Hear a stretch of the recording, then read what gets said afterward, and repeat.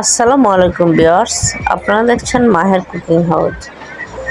আজ আমি আপনাদের সাথে শেয়ার করব কাঁচা আমের মোরব্বা কিভাবে তৈরি করতে হয়। এখন কিন্তু সারা বাংলাদেশের আনাচে কানাচে সব জায়গাতেই কাঁচা আম পাওয়া যায়।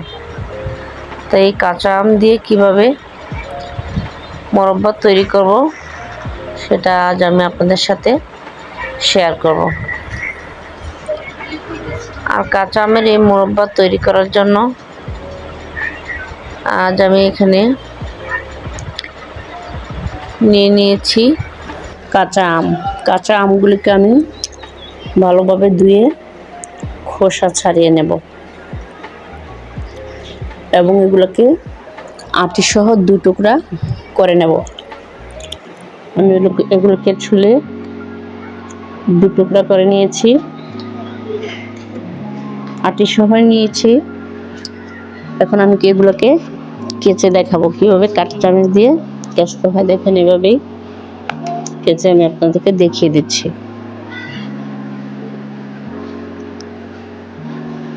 কাঁচা চামচ দিয়ে ভালোভাবে কেচতে হবে যাতে বিন্দু পরিমাণ জায়গাও খালি না থাকে।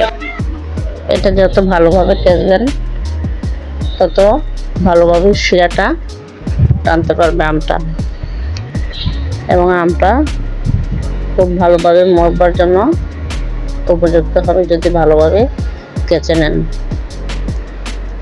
আমি আপনাদের সুবিধার্থে পরপর কয়েকটি আম কেচে দেখিয়ে দিচ্ছি,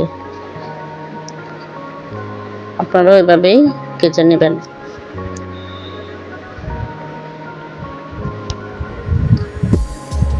ভিউয়ার্স, আমার এই রেসিপিটি যদি ভালো লাগে তাহলে আমার চ্যানেলটাকে সাবস্ক্রাইব করে আমার পাশে থাকবেন। রেসিপিটি বাসায় ট্রাই করবেন। এই আমের সিজনে সবাই বাসায় এই আমের মোরব্বাটি বানিয়ে সংরক্ষণ করতে পারেন। এই মোরব্বা কিন্তু ফ্রিজে রেখে 1 বছর সংরক্ষণ করা যায়। যখন আমের মৌসুম থাকে না তখন খেতে এটা অনেক ভালো লাগে। আমি পরপর কয়েকটি আম কেচে আপনাদেরকে দেখিয়ে দিলাম। এভাবে ভালোভাবে কেচে এটাকে পানিতে ভালোভাবে ভিজিয়ে রাখবেন যাতে টকটা বের হয়ে যায়। কাঁচা আম কিন্তু অনেক টক হয়, তাই কেচে এভাবে ভিজিয়ে রাখলে টকটা অনেকটাই কমে যায়। আমি আমগুলোকে যেভাবে কেচে নিয়েছি আপনারা এভাবেই কেচবেন। আমটাকে উল্টিয়ে পাল্টিয়ে সুন্দর করে 2 পিঠেই ভালোভাবে কেচে নেবেন যাতে একটু শক্ত জায়গা না থাকে। আমটার আনাচে কানাচে যেন ভালোভাবে চিনির শিরাটা ঢুকে। এইভাবেই আপনারাও করে নেবেন। যখন দেখবেন পুরোটা আমি একেবারে নরম হয়ে গেছে। ভিউয়ার্স, একে একে আমার সবগুলো আমি কাঁচা হয়ে গেছে। এখন আমগুলোকে আমি পানিতে ভিজিয়ে রাখবো, 2-3 ঘন্টার জন্য ভিজিয়ে রাখবো। মাঝে মাঝে আমি পানিগুলোকে চেঞ্জ করে দেব যাতে টক পানিটা সরে যায়, আবার টক বের হয়। 3-4 ঘন্টা হয়ে গেছে ভিউয়ার্স। এখন আমি আমগুলোকে চেপে চেপে উঠিয়ে নেব।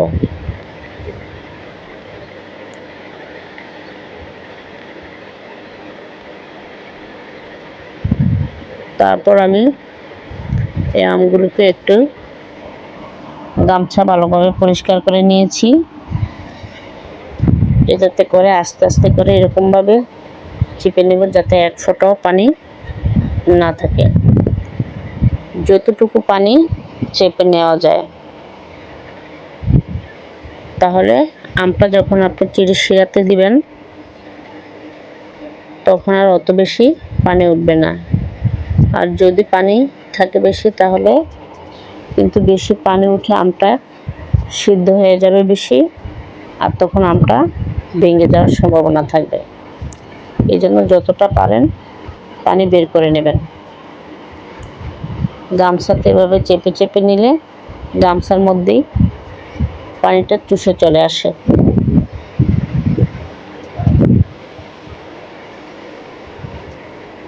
ভিউয়ার্স, আমি একে একে সবগুলো আমি চিপে নিয়েছি। এখন আমি চিনি শিরা করতে চলে যাব।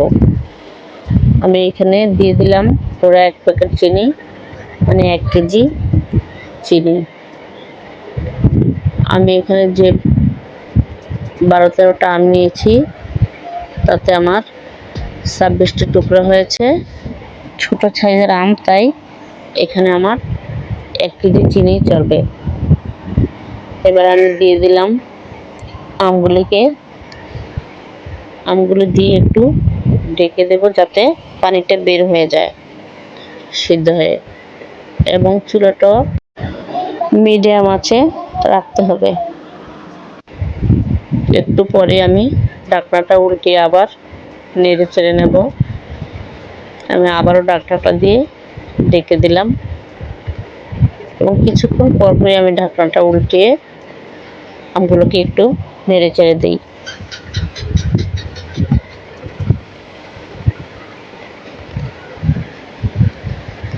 আমগুলো সিদ্ধ হয়ে দেখেন পানি বের হয়ে গেছে।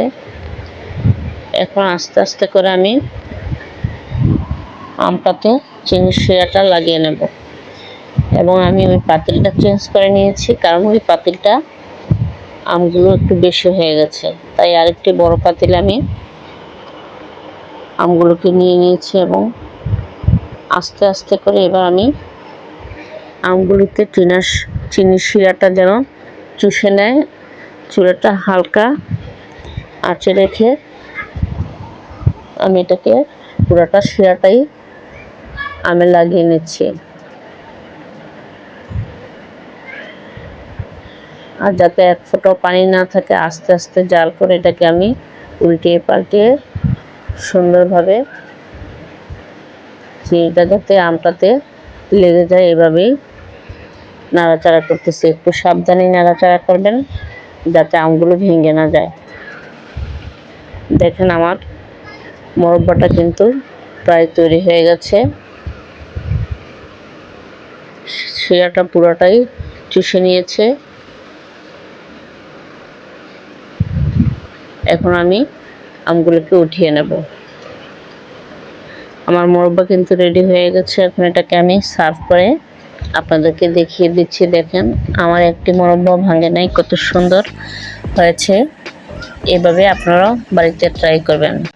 ভিউয়ার্স, আমার এই রেসিপিটি যদি আপনাদের ভালো লেগে থাকে তাহলে আমার এই চ্যানেলটিকে সাবস্ক্রাইব করে আমার পাশে থাকবেন। আবার দেখা হবে নতুন কোনো রেসিপির ভিডিও নিয়ে।